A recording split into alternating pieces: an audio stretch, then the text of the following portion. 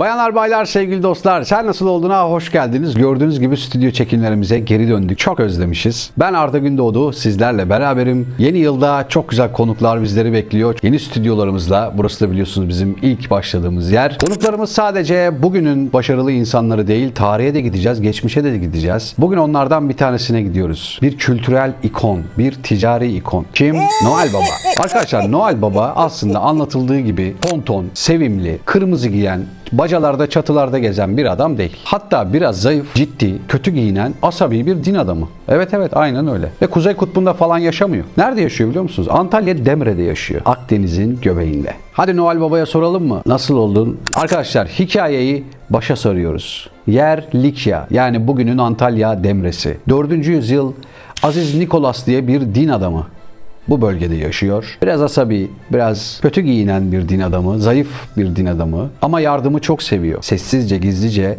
insanlara, fakirlere, yoksullara, ihtiyaç sahiplerine yardım etmeyi çok seven bir din adamı. Hatta efsaneye göre evlenmeye hazır olan ama parası olmayan bir ailenin 3 genç kızına gece yarısı o evin camlarından içeri altın keseleri fırlatıyor. Sessizce, gözükmeden ve bu altın keselerinden bir tanesi şöminenin üstünde kurutulmak için asılan çoraplardan bir tanesinin içine düşüyor. Uyandınız mı hikayeyi? Şömine üstü çoraplar neden içine hediye konur? İşte bu yüzden.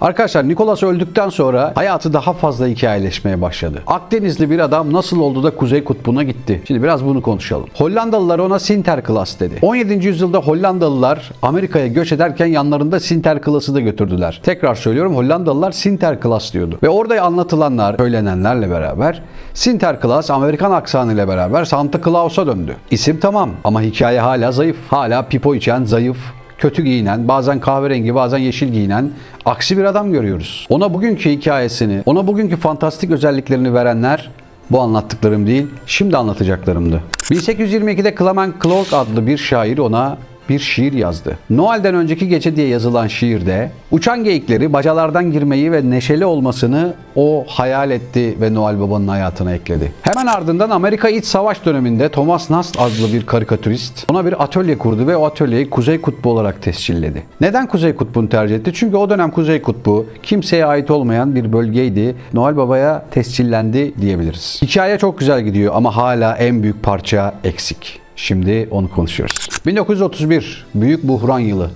İnsanların morale, neşeye, mutluluğa ihtiyacı var. Coca-Cola o kış düşen satışlarını arttırmak için bir reklam pazarlama stratejisi ve fikirleri düşünüyor. Ve diyorlar ki ekiplerine, bize öyle bir karakter yaratın ki hem içimizi ısıtsın hem de ürünümüzü sattırsın. Sahneye Haddon Sandblom isimli bir illüstratör çıkıyor. O güne kadar yazılan, çizilen, gösterilen, hayal edilen ya da söylenen Noel Baba'yı, o çirkin, kötü giyinen, zayıf Noel Baba'yı kendi yan komşusuna benzeterek beyaz sakallı, tonton, kırmızı yanaklı, şişman ve sevimli bir hale getiriyor. Ve Coca-Cola'nın rengi olan kırmızıyı ona giydiriyor. Ama zaten kırmızı bir dönem Azizlerin de rengi olduğu için sadece kolanın rengi değil, Aziz rengi olarak çok fazla sırıtmıyor. Ve o günden sonra 30 yıl boyunca her dergide, her yılbaşında, her Noel'de Noel Baba'nın o hali artık hafızalara kazınıyor ve Noel Baba artık şişman, tonton, kırmızı yanaklı, geyikleri olan Kuzey Kutbu'ndan gelen bir amca olarak, bir kahraman olarak hayatımıza geliyor. Düşünsenize, Demre'de yoksullara yardım eden bir din alimi nasıl oluyor da bu kadar hikayeyle harmanlayarak şu an dünyaya hükmeden, çocukları sevindiren gizemli bir kahraman haline geliyor. Noel Baba'nın nasıl olduğunu hikayesi bize şunu anlatıyor. İyilik doğru hikaye ve doğru imajda buluşursa ölümsüzdür. Ben Arda. Burası Sen Nasıl Oldun. Bir sonraki hikayemizde görüşmek üzere.